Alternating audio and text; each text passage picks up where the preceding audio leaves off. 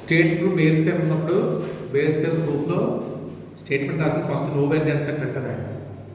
No variant set. No variant set అంటే meaning అంటే చూడండి, ఎక్స్ అనేది మన టాపర్ స్పేస్, ఇది ఏ బార్, తర్వాత ఏ వస్తుంది, తర్వాత ఇంటి ఏ వస్తుంది, ఏది రాస్తాం మనం మొత్తం ఎక్స్. ఎక్స్ తర్వాత ఏమవుతుంది మనకి ఏ బార్ అంటే close super set of A. A bar అనేది అంటే క్లోజ్ సూపర్ సెట్ ఆఫ్ ఏ. మరి ఇంటి అనేది ఏంటి? Largest open sub set of A. A bar అనేది ఏమో ఏ సూపర్ సెట్, ఇంటి అనేది ఏంటి sub set, largest open sub set.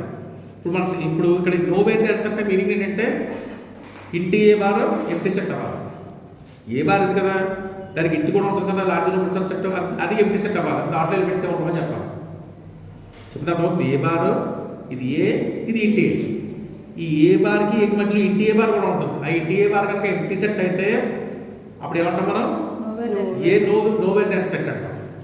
అంటే A subset A of a metric space X కాబట్టి ఈ set to be no variant set. ఇప్పుడు అవుతుంది int of A bar is empty set. అంటే ఏ బార్ కున్న చెప్పాలి సబ్సెట్ అంతే కదా. ఏ బార్ కున్న సబ్సెట్ ఓపెన్ సబ్సెట్, అది ఏమని చెప్పాలి? ఎంటీ సెట్ అవుతుంది చెప్పాలి. అది తెలియదు. ఇప్పుడు చూడండి నెక్స్ట్ బేస్ తెలియదు స్టేట్మెంట్ చూడండి. సీక్వెన్స్ ఏ అన్న is a sequence of no variant set. అంటే వీటికి ఇంట్లు కడితే ఇంటి ఏ1 బార్ ఏ బార్ ఇంటి ఏ2 బార్ అని ఎంటీ సెట్లు అయిపోతాయి. అవుతున్నప్పుడు ఇది complete metric space. Complete metric space అంటే ఏం చెప్పారు? కంప్లీట్ స్పేస్ అంటే ఏం చెప్పారు? ప్రతి కాస్ట్ సీక్వెన్స్ కంప్లీట్ చెప్పారు.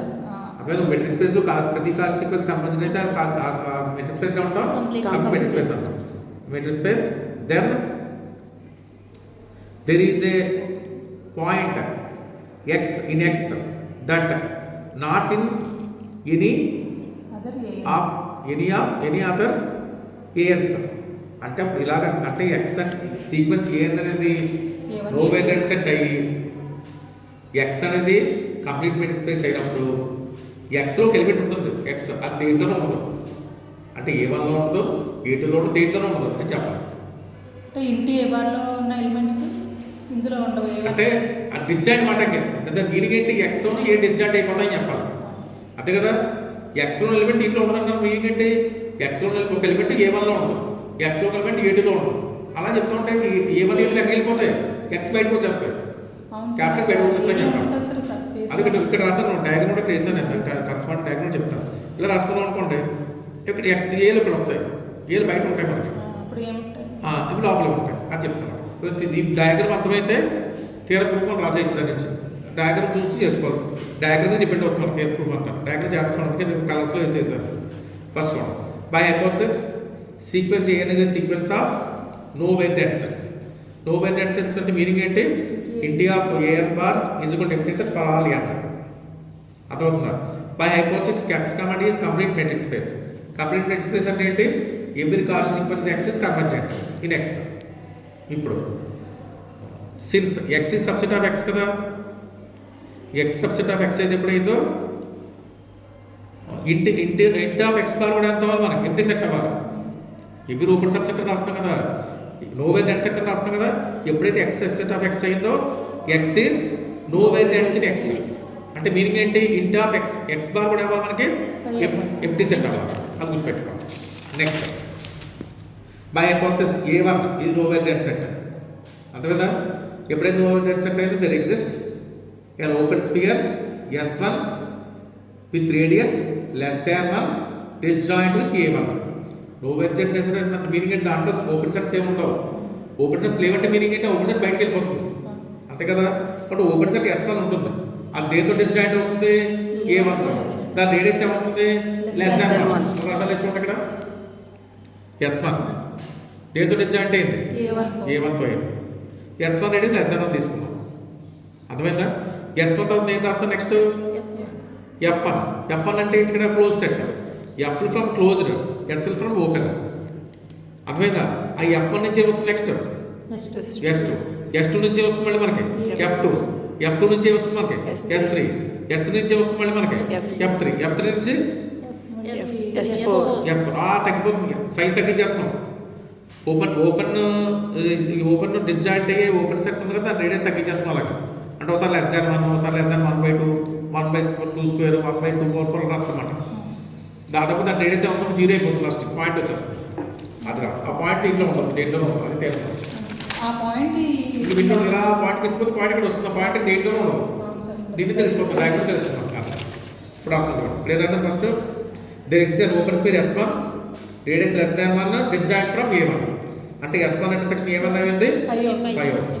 ఇప్పుడు నెక్స్ట్ ఏం తీసుకోవాలి, F1 తీసుకోమని చెప్పాను. F1 దేని సబ్సెట్?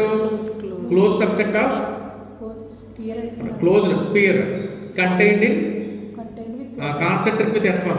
అంటే S1 దీనికి సెంటర్ ఉంటాయి, సేమ్ సెంటర్ ఉంటాయి రాస్తారు. అండ్ రేడియస్ ఏం తీసుకోవాలి, ఆఫ్ F1 ఎంత తీసుకోవాలి, ఈజ్ ఈక్వల్ టు 1/2. అంటే half of radius of S1 అంటే లెస్ దాన్ 1/2 అని. అదే రేడియస్ ఆఫ్ F1 అని తీసుకోవాలి, is equal to 1/2 of radius of S1.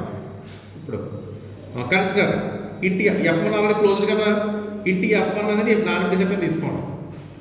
ఇంటి F1 అనేది తీసుకుంటున్నాం నాన్ ఎంప్టీ సెట్.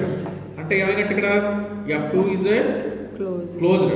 క్లోజ్డ్ ఎప్పుడైతే F2 బార్నే F2 ఉన్న ఉంటాయి కదా, ఒక సెట్ క్లోజ్డ్ అయింది అనుకోండి, ఏ బార్ ఇంకోటి ఏ అవుతుంది కదా. అందులో పైన బార్ పెట్టలేదు ఇక్కడ నేను. ఇంటి F1 బార్ రాయాలి యాక్చువల్గా నేను. ఇంటి F1 బార్ ఎందుకు పెట్టలేదు, F క్లోజ్ కదా.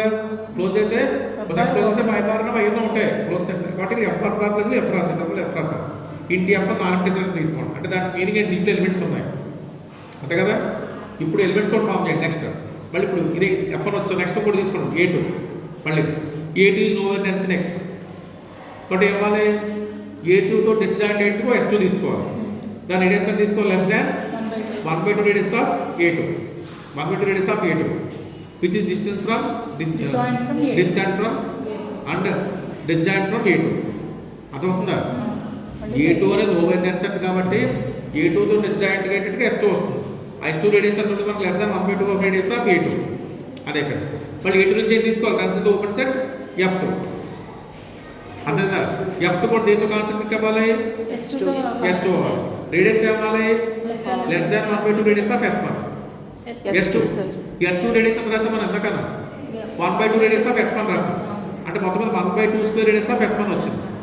అంటే F2 radius less than 1/2 square of radius of S1. అంటే మళ్ళీ ఇక్కడ F2 కూడా ఏంటి మనకి closed. F2 is closed disjoint with A2 అంతే కదా. కాబట్టి దాంట్లో మళ్ళీ కన్సిడర్ ఇంటి A2 ఇంటి ఆఫ్ F2 నాన్ ఎంప్టీ. అక్కడ కూడా బార్ రాయాలి. నాన్ ఎంప్టీ మళ్ళీ ఇప్పుడు తీసుకోవాలి మీరు A3 disjoint A3 is the nowhere dense X.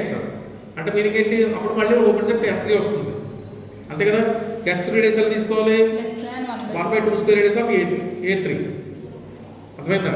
అంటే S3 దేంతో డిస్జాయింట్ అవుతుంది, A3తో ఎంప్టీ సెట్. మళ్ళీ A3 కరస్పాండింగ్ ఏం తీసుకోవాలి, S3 కరస్పాండింగ్ F3 తీసుకోవాలి.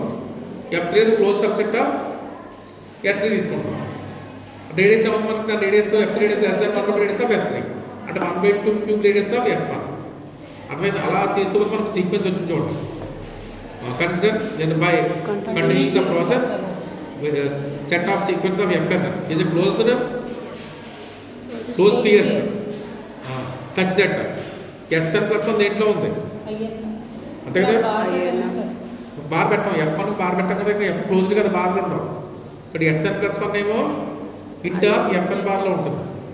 ఇంట్ ఆఫ్ Fn దేంట్లో ఉంటుంది, Fnలో ఉంటుంది. Fn దేంట్లో ఉంటుంది, Snలో ఉంటుంది. నెక్స్ట్ Sn ప్లస్ 1కి ఏం ప్లస్ 1 డిస్జాయింట్ కదా, ఎంప్టీ సెట్. అలా డిస్టెన్స్ ఎంత వస్తుంది మనకి, ఎప్పుడు 1/2 వస్తుంది. ఇప్పుడు 1/2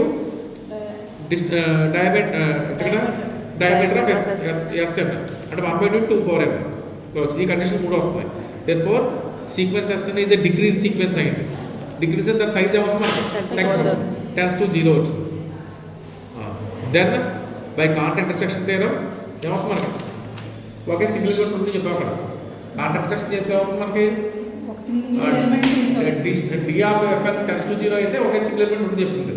there exist X belongs to X axis, X ఇంటర్సెక్షన్లో ఉంటుంది. అర్థమైందా? X ఇంటర్సెక్షన్లో ఉంటే Fnలో ఉంటుంది.